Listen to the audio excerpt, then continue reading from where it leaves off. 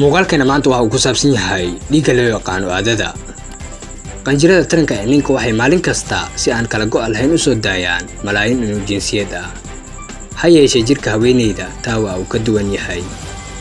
Haweeneyda qaangaarka ay waxay leedahay keedan dhowr kun oo uqaan aan bislayn ahna kuwa ay weligeed isticmaali lahayd. Haddaba 26 ilaa 28 maalmood kastaba waxay haweeneyda soo daysaa hal uqaan oo bislaata bartamaha aado kasta, gaar ahaan maalinta 15aad marka dib loo soo tiriyo aadada xigta.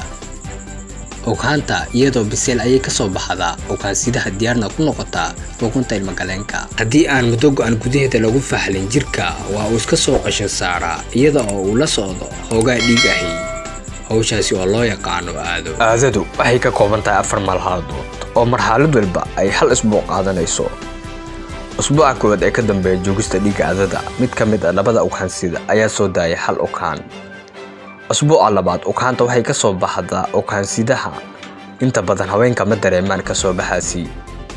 Ha yeeshee qaar tiro yar baa xanuun aan sidaa u sii badnayn dareema. Usbuuca saddexaad uqaantaasi waxay soo martaa mikrofoonka. Usbuuca afraad haddii uqaantaasi la faxlin waa ay dhimataa, isla markaasi gidaarka ilma galeenka waxa uu soo tufaa dhiig iyo dareero kale oo uu ku dheexan uqaantii dhimatay. gebi ahaantoodna waxa ay ka soo baxaan afka ambarka waxaana markaasi loogu yeeraa dhiig aado.